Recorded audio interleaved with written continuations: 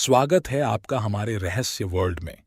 आज की इस वीडियो में आपको महाकाल उज्जैन मंदिर के अनसुलझे रहस्य बताएंगे कि क्यों कोई भी राजा या मंत्री या मुख्यमंत्री इस पावन स्थल पर रात को नहीं रुक सकता, क्यों महाकाल के मंदिर में चिता की भस्म से पूजा की जाती है। सभी सवाल के जवाब देंगे। शुरू करते हैं महाकाल मंदिर का रहस्यमयी सफर। तो सबसे पहले जान लेते हैं कि महाकाल देवों के देव महादेव को उज्जैन नगरी में महाकाल ही क्यों बोला जाता है। कहते हैं काल के दो अर्थ होते हैं, एक समय और एक मृत्यु। और कहा जाता है कि एक समय था जब पूरी धरती का समय यानी कि काल चक्र इसी जगह से चलता था। इसलिए इस मंदिर को काल का समय निर्धारित करने की वजह से महाकाल भी बोला जाता है। कहते हैं कि इस नगरी का कोई भी राजा नहीं है, न ही कोई मुख्यमंत्री और न ही कोई प्रधानमंत्री। हिंदू पौराणिक समय के अनुसार कहते हैं कि यहाँ पर 32 पुत्ती के सिंहासन पर राजा विक्रमादित्य विराजमान थे और उनके बाद आज तक कोई भी यहाँ पर शासन नहीं कर सकता। कहते हैं कि स्वयं महाकाल ही इस नगरी के राजा है। इस नगरी को अवंती नाम से भी जाना जाता है और राजा भोज विक्रमादित्य के बाद आखिरी राजा थे जो इस नगरी में थे। बाकी आपको कुछ खास उदाहरण बताता हूँ जिसको सुनकर आप दंग रह जाएंगे।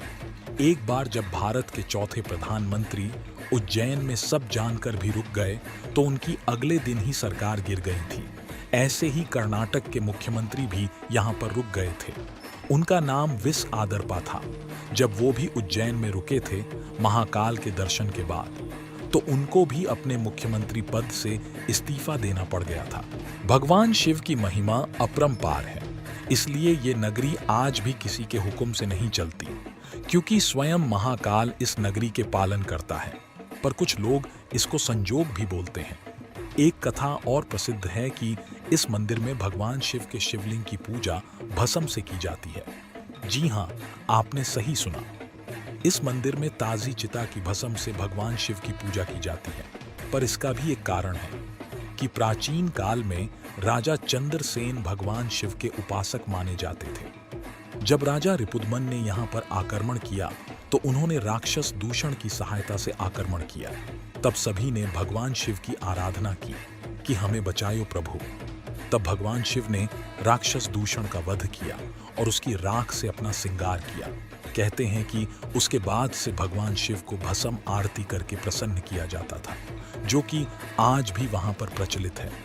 वैसे तो और भी बहुत सारे कारण हैं जिनकी वजह से ये महाकाल मंदिर पूरे विश्व में सबसे दुर्लभ कहा गया है। और आपको ये वीडियो कैसी लगी कमेंट में ज़रूर बताएं।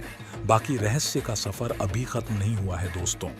अभी बहुत सी कहानी है जो कि आपको देखने को मिलेगी, इसलिए हमारे चैनल को सब्सक्राइब कर लें।